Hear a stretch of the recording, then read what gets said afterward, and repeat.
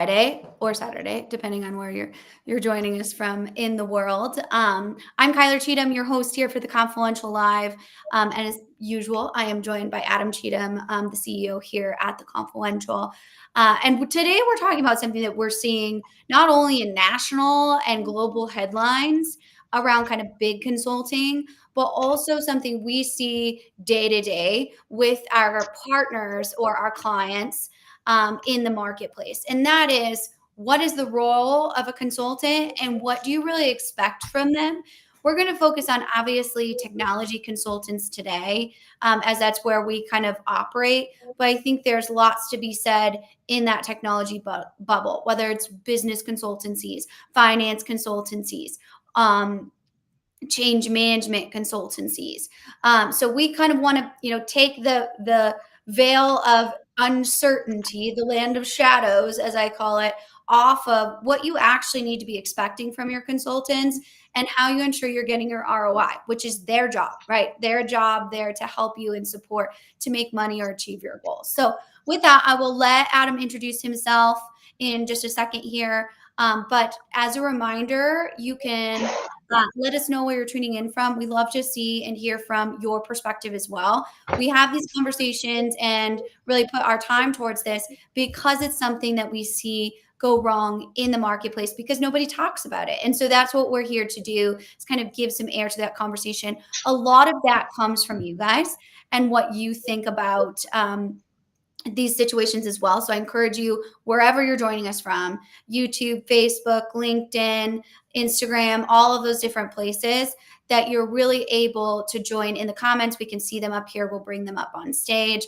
I already see some Arizona folks. I always like, good for the West Coast for, early bird gets the worm. We had some really early ones from the West Coast on Bite Size last week. So way to go out there. So with that, Adam, will you please introduce yourself and the Confluential? Yeah, good morning, good afternoon, good evening, wherever you're joining us from. My name's Adam Cheatham. I'm the CEO of the Confluential. Definitely interested in this particular topic of conversation, largely because it becomes a discussion of what should you expect from a consultant, right? They are so artful in telling you things that go wrong and how much they can fix the problem that they created or how much they may have created a problem for you, but you still owe them money. And that for us at the Confluential, it's about executing well and about earning our clients' trust and holding those senses of integrity high. And not everybody operates that way. And so we want to talk about what you should expect, and just as much in saying so, what you can expect from us, whether it's on this podcast or in any other type of engagement. So I'm looking forward to this conversation. Awesome. And so let's kind of break this down in a couple different levels, right? I think the first thing is to kind of just address the elephant in the room when we've seen these kind of big shock and awe headlines about how Deloitte defrauded the Australian government, right, over giving them an AI report that was a legal document and affected welfare policy for them. They, cited all of these really fake, that actually were fake, and quoted scholars at the University of Sydney in quotes that they never wrote. Like they referenced them in footnotes and resources work they never did. So we've kind of seen two threads there: the integration of AI into consulting, and kind of I'm going to call it the complete and utter lack of accountability from big consulting. So can you take big consulting and then take AI into consulting in those two threads? Okay, we'll give it a go. So first of all, from a perspective of the bigger consulting firms, that they're just like anybody else. They run a business, right? And they have a business model. It should not surprise us that their business model is to gain a foothold and have a large team of consultants on your project, right? How do you think they got to be big consulting firms? I've been in rooms where a consulting firm has suggested that their implementation is going to cost $500 million with a straight face. And what blows my mind about that is that person in that room knows that $500 million quote is going to go up. They know this, right? So that's their goal. Their goal is to take that and create a floor. I don't know that that's particularly anything other than people acting how you can expect them to act, right? But I think that at the end of the day, from a big consulting firm perspective, you have to understand their business model and understand whether or not that business model fits and works for you. They are going to do a lot of work. A lot of people are going to do a lot of work. Some of that work is going to be useful. Some of that work is going to be wasteful. And somewhere in the middle on this bell curve is going to be a ton of hours that are worked and billed that will move the needle at least a little. Probably not much more than that. But that large consulting firm setup is designed to say we have a couple of experts and a whole bunch of folks who aren't experts who are going to bill you for it. And in that case, I think that the challenge really is that they're designed to protect themselves and take advantage of you, right? That's it's I've seen this happen many times in that those large consulting firms, many of them are designed to make it easy to get your money and make it really hard to give it back. And it's just that way. It's just the way that those firms are. So we shouldn't expect them to act differently than they're designed to act. So that's part one. From a perspective of AI, this is something that I think is it hasn't found its way into the space where it ought to work, how it ought to work, what is high integrity and what is not. With the case of the Deloitte article, they basically said, yeah, well, we used some AI. It's like, what do you mean you use some AI? Your AI hallucinated all over a legal document, right? Exactly. What are you talking about? You need to know what you're doing, and you need to know what level of accuracy you require. This is a legal document, right? There are firms in the United States right now and attorneys in the United States who are being debarred, which means in the US they're losing their legal license to practice law because they have used AI to create court documents that refer to cases that don't exist. Right? That's a bad scenario. That is just trying to frame this in a way that doesn't come off as too cynical. But at the end of the day, I think the thing that's most important in all of this is that there are people that are good at their jobs in every industry. There are people that are bad at their jobs in every industry. This is a sheer fact of life. And in doing this is everything from contractors and tradesmen to folks who run cashiers to folks who run warehouses, doctors, lawyers, consultants, all in all professions, there are people that are good at their job and bad at their job. Your responsibility as somebody who's going to hire a consultant is to be keen to find the difference, because there are bad consultants. There are consultants that aren't ethical. There are consultants that aren't smart. There are consultants that aren't driven. And all of these things are going to create problems for you if you're not able to identify them quickly. And in the large consulting firms, you're playing the law of averages, right? I would rather be in a scenario where I can find a consultant and that is going to be high quality and assume that I'm going to get top dollar quality from a small group who are going to execute well, than to say, well, I'll get some positive and some negative. The good will outweigh the bad. The money bags will outweigh both, is what will happen. So, I guess I'm on a little bit of a soapbox on this because I'm dealing with these types of scenarios in a number of cases.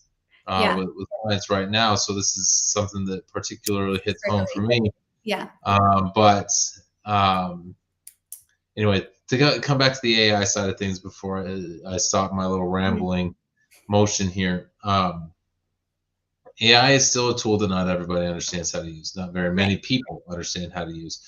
And the lazy folks are using it to do their work for them as opposed to using it to enable them to do better work. And that's a problem that we got to figure out as a consulting industry in general, or you will find more scenarios where you're hiring a consultant who is who's using the free version of ChatGPT to ask questions about your company to the internet and have and now ChatGPT owns that question forever. And it isn't uncommon as much as people aren't going to say that this isn't happening to them. It's not uncommon. I can promise you right now that a consultant is copying and pasting sensitive information about your company into a free version of ChatGPT that it now uses to train the rest of the world. So that's hard to Boom. figure out. Anyway, I don't know how you figure out which consultants are using AI badly and which consultants are not. I don't think the industry knows the answer to that right now. Yeah, I think there kind of has to be a watch unless you're like very, very well trained in ChatGPT and you can see kind of those nuances. But if they're good at it, they can get those out and still be utilizing certain information. So I also say in the contracting, there needs to be a line item in there about what is your use of AI and being able to understand that, especially when we're talking about open AI to the open internet. So just a little pause before we get super passionate about this because this is our life's work, right? And nothing makes us more upset when we see a client being taken advantage of by someone that claims to be helping their business. And so that's why these Yeah. answers can be long-winded. I see so many of these good questions in the chat here. So definitely keep dropping them. I'll get to them kind of one by one, but I wanted to get that idea on the table. And something that's often a misunderstanding about what we do, we often sit aside Accenture, Deloitte, PwC, right, on these types of bigger technology projects. Do we walk in and say, hey, I hate you? No, that would be super weird and unprofessional, right? We go in and we make sure that we're representing what the client needs, right? We understand their agenda in the room just as we do with software vendors. We don't think they're there to trick you. We just have to make sure that you understand what you're paying for and you're getting what you deserve. Because can they do great work? Oh, for sure. They have some very talented people that work for them that have been at that, especially their executive team. Very, very impressive people. So what we need to make sure is they're quite clear on what they will be delivering, and we're not interested in the fluffy, those Yeah. fluff deliverables that aren't adding value. That's where we sit in that chair. Is it a super weird, awkward meeting? Not usually, unless we need to do a kind of little check right there. And sometimes it can get a little weird, but that's what we're there to do, get weird, right? On behalf of the client. We do that often with vendors too, in a Yeah. professional way, right? You want Right. to Well, that's like, and so I'll give you an example. We're working with a client right now whose software vendor has come back and said that piece of scope is going to cost more money. And they said, well, what do you mean that's supposed to cost more? That's going to cost more money. You told us that these were all included. And like, you know what? You're right. We did have somebody that said that those were all included. That person was not telling you the truth, and they have since been let go. They no longer work for this organization. And so it's going to cost you more money. And I couldn't help but just scream on the inside when literally the guy says, the cost is the cost. Regardless of what it is, it's going to cost what it's going to cost. Almost like you're going to pay us one way or another. Like, I better don't know you about than that, me. And that meaning right? better So, you than me. like at the end of the day, that was they're outright saying, you know what? During the sales cycle, we told you something that wasn't true, and you're going to pay for that because the cost is the cost. That I don't know if I believe that. That's absolute. malarkey. We'll say we'll try to keep the swearing out of it before us get too fired up. But that's not acceptable by any means. Is that acceptable? You lied to me, is what happened. And so that's a good indicator of a bad consultant, right? Lying about it. That's one of the questions. How do you know the difference? But in this same scenario, then they come and say, here's how much it's going to cost. Here's what we need a change order for. And so we need a change order for this piece of scope. We have phase one, we have phase two. And then somebody says, well, how do we know phase two isn't going to cost any more money? And they say, well, we've looked at we're confident that phase two wouldn't cost any more money. And as I'm listening to them say this live in a conversation, this consultant say, I'm confident phase two will not cost more money. They are also saying the discovery for phase two is not complete.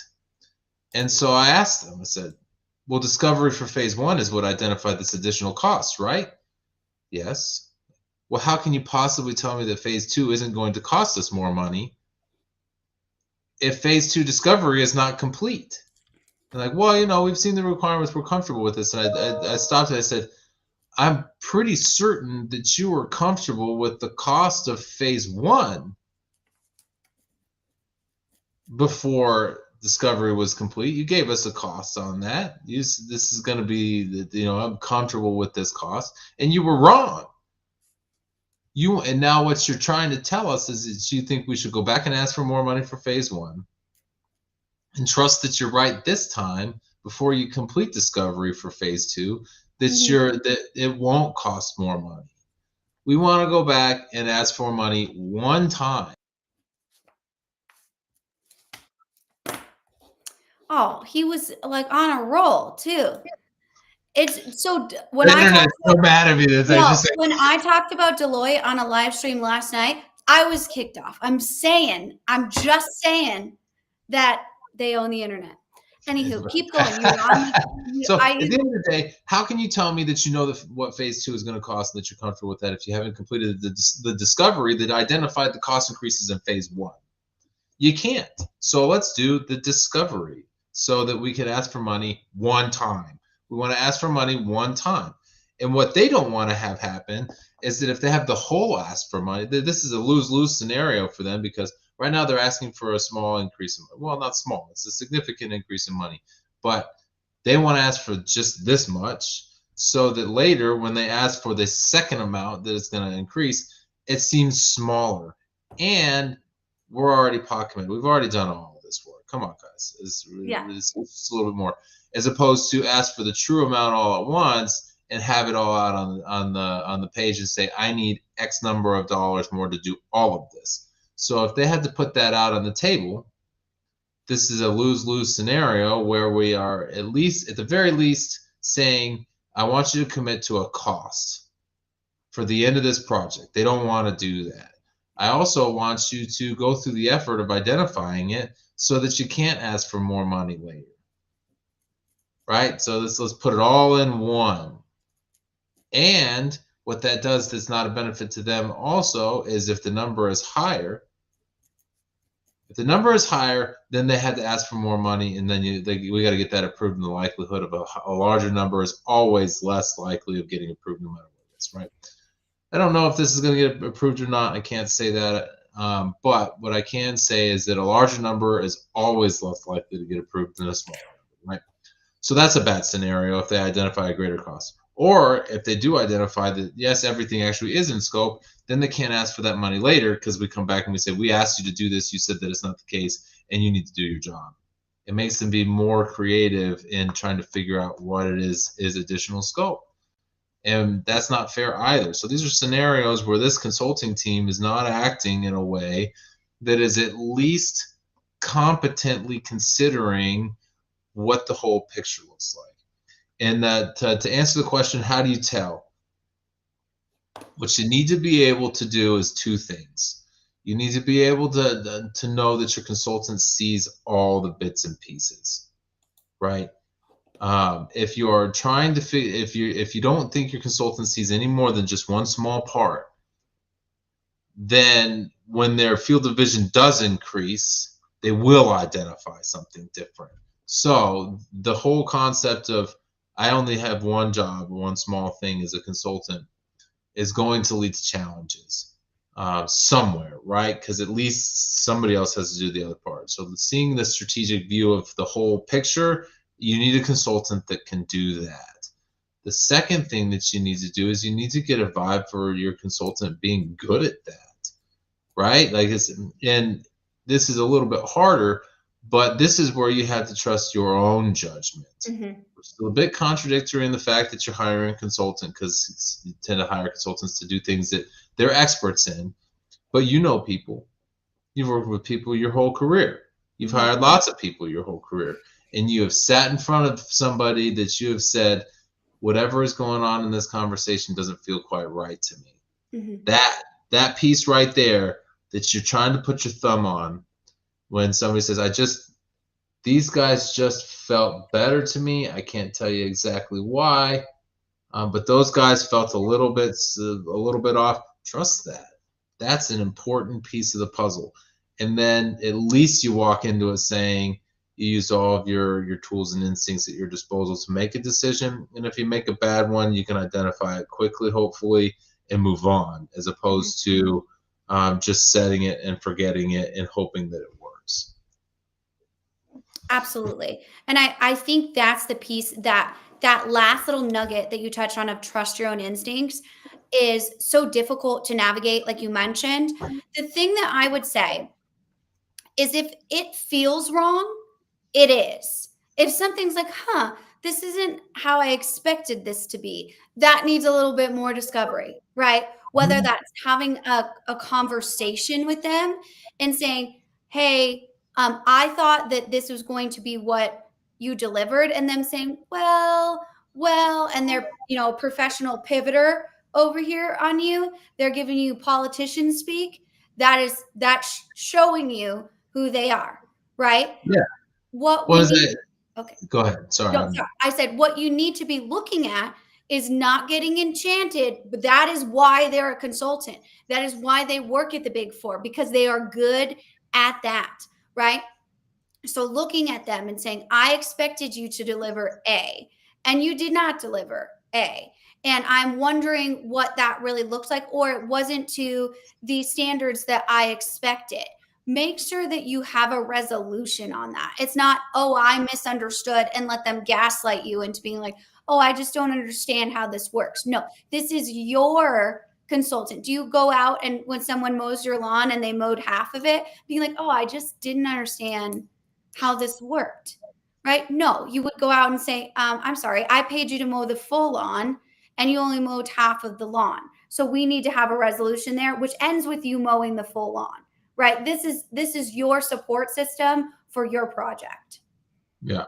Well, I think that what drives me the most nuts about all this is it's just the absolute candor with which people say, "Well, it's just going to cost more money." Mhm. Like, this whole I got my foot in the door and that's all I needed to do. We can worry about the change orders later. Um, Consultants say that. I've been in rooms where consultants will just get a cost that they can accept and we'll worry about the change orders later. You got to be kidding me. If you this is like that same concept of if you got to ask if you're at a restaurant that doesn't have menu prices and you got to ask what the cost of it is, you're in the wrong restaurant, right? Like at the end of the day, if you got to sit there and ask your consultant how much is it going to cost and they're giving you a number that doesn't seem right, you're probably correct. The chances that it actually costs less than you thought it was going to are pretty low. Um, and then when they find out it costs, they're charging you less than you thought it was going to. Guess what they're going to do, right? So this for us, though, my approach is always to simply say, look, if you want to get it done right, this is what it looks like. This is what that cost is. Just is this way, right? But what we can do now, so I can say it costs this much, and maybe that number is a high number, maybe it's a low number, whatever. It costs this much to do it, and this is how I expect to do that. This is what I expect to do in it. And then sometimes folks say, right, but with what you're saying you expect to do, I need more than that, right? And so, okay, well then this is how Mhm. I would add those things and how much Mhm. those things reducible cost, right? When you ask for somebody to add more and the cost doesn't go up, you're being lied to. It will go up somewhere. The other side of it that drives me nuts is the concept of over pitching something. So I come out and I say, this is how much it's going to cost. I'm not here to inflate your project cost by any means. So this is how much it's going to cost. This is how we're going to approach it. They say that number is bigger than I need it to be. And so my answer isn't going to be, okay, well then I'll just reduce the number. That's not, that's also not going to work for anybody out there, because that number will go back up to the number that it was eventually if the scope doesn't change, right? So the conversation that you have in that scenario, when you say, look, if it's, and I'm going to pick random numbers, right? If it was $100,000 and then somebody says, right, but I can really, like, I was really only hoping to spend 50, then you say, okay, this is how if you want, if we're going to charge you $50,000 for something, this is what you're going to get. This looks like an incomplete thought or a transcript fragment. Are you using AI for this conversation? No, I have my phone down. Google is just to see this Deloitte. I'm telling you, Deloitte is stalking us. They're stalking our phones. I sound so like your weird. dad when it comes to Alexa. The government's listening. Whoa. No, but at the end of the day, so if that's what you want to spend, let me tell you what I can do with that. All right, I can do these things. What's important to also hear when they say that out of their mouth, and if they don't offer it, you need to ask it, what are you not going to do, right? What I'm not going to do is I'm not going to give you $100,000 worth of work for 50, right? What I am going to do is I'm going to give you $50,000 worth of value with these following things. That's what I'm going to do. And those are the types of conversations that you should be having in scoping conversations before you sign on a contract and those types of things. Because at the end of the day, I'll give you another great example. And I just have a client who really was in this space of trying to buy a new ERP. They bought this new ERP from this vendor who said, I can do all of these things. And guess what? I specialize in your industry, and I have a software package that's been on the market for decades. It's been serving your specific industry needs for a long time. People love it. It's all over the place. It's your competitors, this, that, and the other. All right, cool. We're going to buy that. What they didn't say out loud is that's a different version. That was before we moved to the cloud. That's the on-prem version. I'm not going to tell you that all of those clients, and this software companies are notorious for this, consultants are notorious for this in general, and saying, I did something totally unrelated for another company. I built their on-premise system with my IP. And what I'm not telling you is that you're going to be the first one on that new IP in the cloud that I've rewritten from scratch and have no idea if it works. They're not saying that out. That all of their client logo slide had all of these clients on them that were not at all relevant. Some of them weren't even using the old ERP. They're using some small module of it. And this is another thing I love about what consultants do, is they're going to tell you that they have experience with all of these other companies that do all of these things. And what they're actually telling you is, I have somebody on my staff that once upon a time did a small project for that company. I worked for a company who insisted that they had experience with Samsonite. And they did a project, I kid you not, I shit you not, did a project with that company 25 years ago. Awesome. And one small project. But because it's a recognizable logo, it's on there.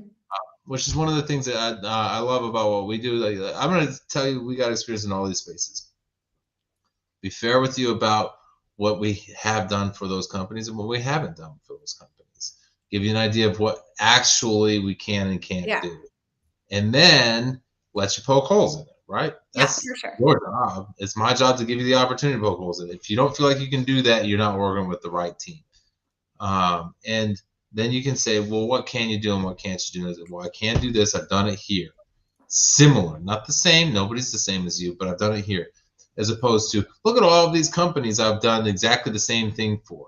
No, every project's different. You haven't done the exact same thing for anybody, because the exact same thing doesn't exist. Exactly. And if they're saying that, that's very telling, right? Like Yeah. in that situation, especially in the modern business systems architecture, nothing is the same.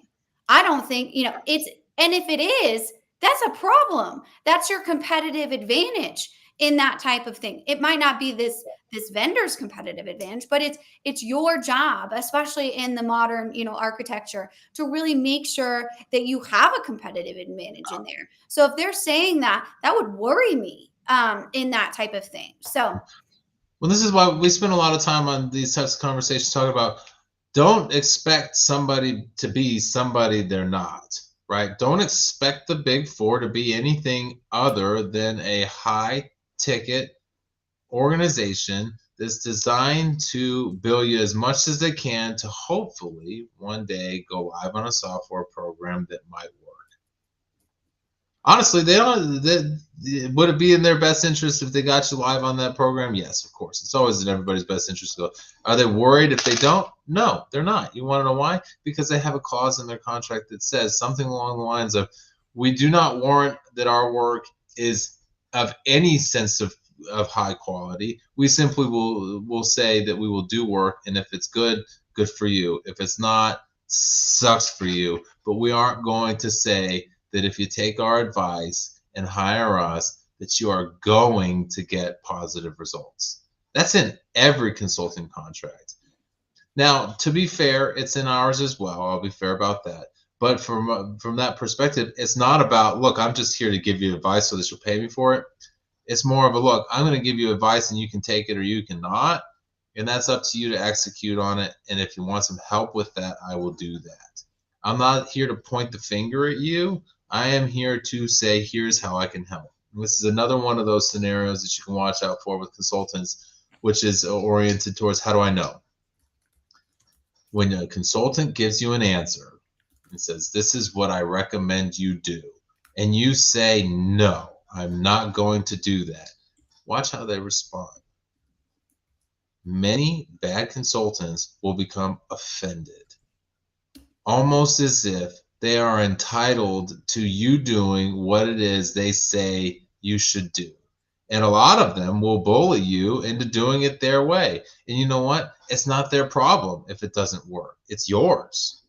And if you say, I took your advice and it didn't work, and against my own better judgment, they say, well, then you shouldn't have taken my advice. You still owe me that money, though. Just like Deloitte is doing to exactly. in They won't Australia right now. refund them. What do you Yeah, mean? they won't refund that. Yeah, You you know what? You're right. None of those cases existed in that report. That's 100. And you know what? You're right. All of those quotes, those direct quotes of all those industry experts, those are all false. But that doesn't mean that we're going to pay you back. Yeah, and they will refund you some of it, I guess, kind of. But their like core argument is that their recommendations remain the same. Like, what do you mean your recommendation based on fake data remains the same? That you made up? Well, let me give you a recommendation. I recommend that you go to therapy for a long time. This is I don't know. It's like those are the types of things. And this is one of my favorite questions to ask in reference calls. And you should conduct reference calls. Get reference calls. Call our references. We'll give you Yeah, references. absolutely. I'm happy to do it. How did they respond to a problem? And what happened? How did they help you with that? And what you should hear is, well, they helped us analyze what the problem was, what the cause was, and how to solve it in a way that was collaborative and proactive. It shouldn't be we just, it became a problem that we had to spend more money on. That's the wrong answer. It may cost more money, right? I don't want to convey that unknown unknowns don't exist, right? Every project has something that comes up. It's kind of nobody saw that coming, right?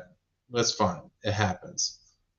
But how that problem is solved is the key to it. How do they partner with you? And another thing to never tell your consultants, especially if you don't know whether or not they're trustworthy, is don't tell them that it's going to cost as much as it costs, because then it's going to cost more. It just will simply be that. It just is that way. And that's how consultants will treat you. You'll become an open pocketbook. Mm-hmm. And that, I mean, that is very similar for vendors as well. So, you know, you need to understand that's why we see so many people go to the vendor or the consultant and be like, hey, write my requirements. It's like, okay, no. You have to, a consultant can absolutely help you define your requirements because they're complicated, especially in, again, the modern system architecture. We've got systems over here. We got systems over here. We got data over here. We got, you know, all of these different things. Having a consultant help you with that is totally fine, but they are your requirements, my friend. So if you do not know what they are and you're going into these conversations with these vendors or these consultants, they'll define them for you. And then all of a sudden somebody else has the keys to your business and you're like, wait, how did that even happen? And that is a huge, huge red flag. So let's talk about moving forward. I see all Let's of talk some shit. Friday morning. We got our coffee, we got our tea. So when you are, you know, a business and you're considering choosing a consultant to work with, whether it's, you know, an ERP project, whether it's an AI project, whether it's anything like that, what are some things that even before you call them in the research phase, you need to be doing to ensure that you're setting yourself up for success? Ask yourself why you want to hire a consultant, right? Can you do this? Can you do this yourself? Do you have time for it? Do you have the capacity for it? Do you have the skill set for it, right? Those are all types of things that are good answers for why would I hire a consultant, right? Is this a competency I want to have? Nobody wants to know how to implement an ERP system. Nobody wants to do that, right? So if that's not a skill set that you want to develop in-house and you understand what that means for you, then you start thinking about consultants, right? Is this something I'm capable of developing in-house, right? Do we have the skill sets for this? Do we have the experts in this to be able to pull this off? Ask that question. And if you do, then do they have the capacity for it? And if they don't, then okay, it could cost me this much to do it now versus that much to do it when that person frees up. How do I create those types of scenarios? Always think about what you're going to get out of it and how you should expect a consulting firm to respond as well, right?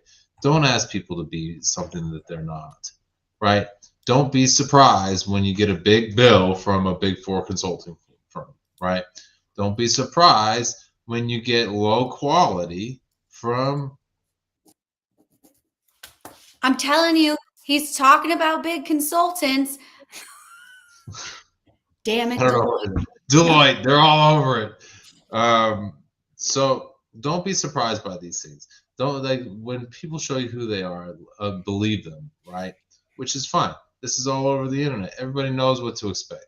And I'm not saying that the Big Four consulting firms should never be hired by somebody again. Absolutely not. That's fine. I got no problem with that. But what I am saying is don't be surprised when you are treated like they treat everybody else. That's fine. It just is what it is. That's their business model. So those are the things that I would think about before hiring a consultant. And then what is it that we're expecting to get? What is it we're expecting to gain? And in our company, we start looking at things like, how do we improve profitability for our clients? How do we improve employee engagement and employee fulfillment for our clients? How do we reduce risk? Those are the types of things that we focus on, and things that we believe are measurable and achievable in the hard work that people should do. Mm-hmm. Look for those types of things. Don't just look at the cost, look at the benefit. And if your consulting firm is going to give you benefits that sound a little bit wonky, then don't believe them. If they sound weird to you, they probably are. At the end of the day, one of my favorite conversations that I've ever had with the CFO was one of the hardest, which was, don't come and tell me that this ERP has an ROI. It doesn't.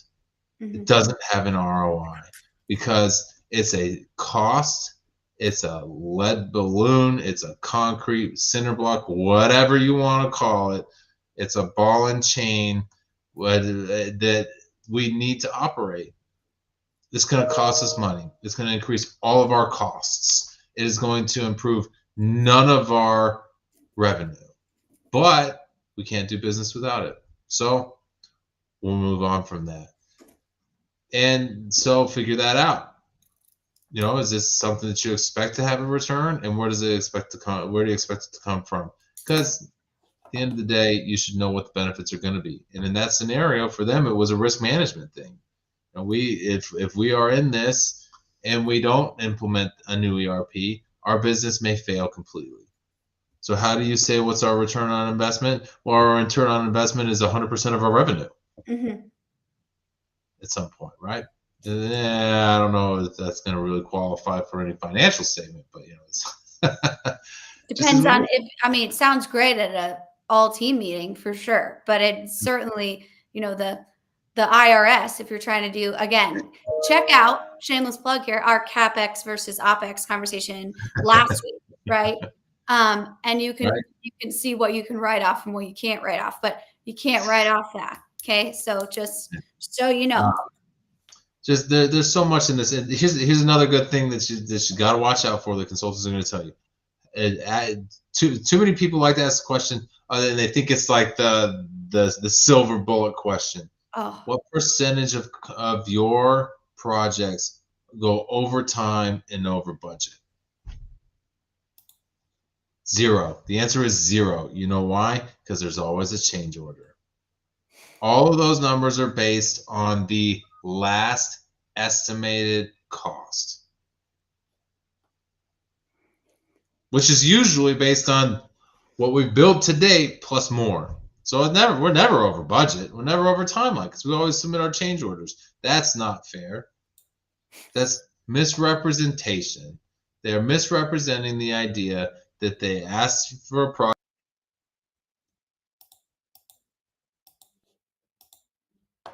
Again, I just don't know, you guys. I hear him though in his office, and he's got that tone, which I can tell he's on the phone with the Project that vendors. was going to take. When he has that tone, that I'm like, this call, he's definitely talking to another consultant or vendor because he gets this like a no bullshit type of tone. I was just telling them, I can hear you through the wall, so I know this is good. So continue. Yeah. What happens when you ask how many of your projects have gone over time and over budget is they tell you based on the last change order. What they're not telling you is that the original estimate for timeline and budget was $1 million over 1 year. And now the budget is $15 million over 6 years. And we're still on time and on budget. Because I had 9 change orders that added that $14 million in many extra years, right? So that's not fair. It's not a legitimate way of doing business. You should have estimated it at least close to properly up front, right? How do you that's one of the things that drives me nuts. It's taken us 6 years to do a project that was supposed to take 18 months. Either somebody royally screwed up or somebody lied to you or both. And in a lot of cases, you're going to get saddled with the incompetency of somebody else, and it's going to come out of left field, and then the answer, well, it's going to cost what it's going to cost. I still can't believe that person's. I mean, I've never heard a vendor say that, and I would have come across the table. But you're much more. I've heard it many times. Like, what are you for real? It's going to cost us. Well, cost is the cost. I guess I've heard them say that message, but never in those many words. Usually they're like, well, what you're paying for is, this. Yeah, usually you get some fluffy version of that. Which I've definitely heard them dance around that like a ballroom dancer, but I've never heard them say, well, it's going to cost what it's going to cost. The audacity. Yeah, right? Like I've never quite heard that. So how long? Okay. So if I said something nasty about Deloitte, how long do you think it would be before my internet connection? I'm telling you, I really do. So I have the same theory. Obviously, I could easily be in a cult. Like I could be that person that's like, pulled into that and be like, yeah, because conspiracy theories, like that is my jam. But every time I post about SAP on TikTok, because it gets my views are like 0, especially when it's like an SAP failure or something. It's gotten way better as we've gotten more of a following and a community on there, but it used to be like 0. And I was like, I know when I say the word SAP, because if I talk about vendors, I tag them. They have every right to know what I'm saying. Honestly, I hope that they hear what's happening in the marketplace with their systems. That's my goal. But now, even last night when I was talking about Deloitte with my Australian colleague, I'll tell you, I was cut off every single time. And I'm like, I don't know. I don't know. I think at the end of the day, when you're hiring a consultant, we believe that you should be able to expect quality execution. And if you don't, then you get what you pay for, right? The people that bought Ford Pintos in the 80s knew what they were getting. They were not paying a lot of money for a hunk of junk, right? It's call it what it is, right? There's a reason I don't drive my MG every day, because I know what it is. I know that as soon as I count on it, it's going to leave me stranded. It's just is what it is. It's told me this over decades of experience with it. I know these things about it. I'm not going to ask it to be something that it's not. So understand who you're hiring, who you're working with, and what it is you should expect. And that's on you, right? When you are able to say, I know what I should expect, and I'm willing to pay for what I should expect. And if you expect low quality garbage, you're going to pay for low quality garbage, and that's up to you, right? That's fine. But if you're going to expect high quality execution and you get a low price tag, those aren't matched, right? So know what you expect to get and hold people accountable to that. And that's what I would say that you should do. All in all, at the end of the day, if you're paying top dollar and you're not getting top quality, call it out. If you're paying pennies and you're getting poor quality, then don't be upset that you didn't get what you paid for, which is fine. Not everybody needs that type of consulting, right? And sometimes you just need a butt in a chair, and that's fine.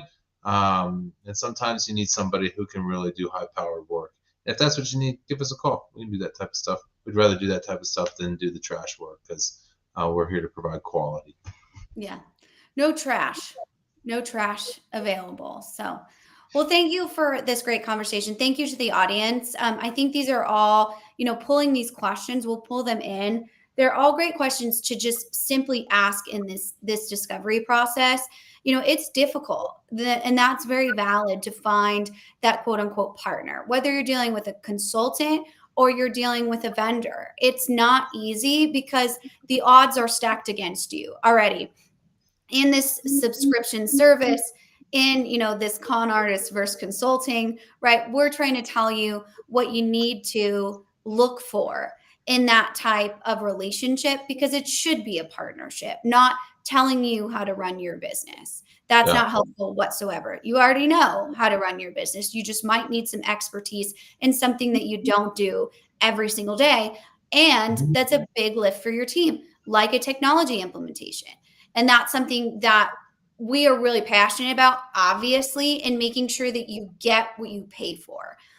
So with that, I just want to thank everyone for joining us. We do go live every Friday for a little while, just to talk about what we see in the marketplace.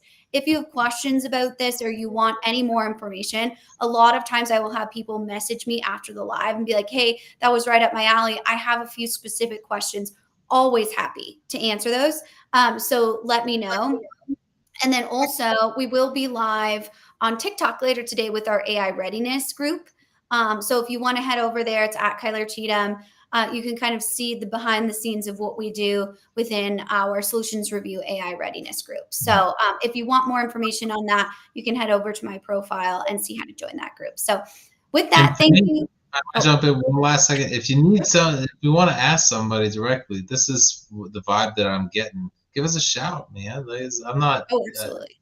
And I'll tell you straight up that you know what that does sound like it's a little bit weird, or you know what that sounds legit to me, right? We've been in a lot of scenarios where yeah, that's a real tough nut to crack, and it's it makes sense that it came out of left field, and it makes sense that this is going that way, and that's we'll tell you the difference between that and the yeah, dude, you're getting taken advantage of. Then they are trying to pull wool over your eyes on it, because that's not fair. You should have somebody on your side, and I don't need to bill you for those types of opinions. I'll give you that opinion straight up. We'd have a 20-minute conversation. I'll give you some thoughts on it, and from there, you can do what it is you like. Absolutely. So perfect. And I mean, it's a great opportunity to ask us, because, if we wanted to be at a big consulting firm, that's where we would be, right? And we are not, because we were committed to doing things differently. And to give that value to our community is the biggest thing that we can possibly do, as far as fulfillment on our end. So definitely reach out. You can reach us in the DMs, or it's Kyler@theconfluential.com or Adam@theconfluential.com. You can reach us that way too. But we'll see you next week.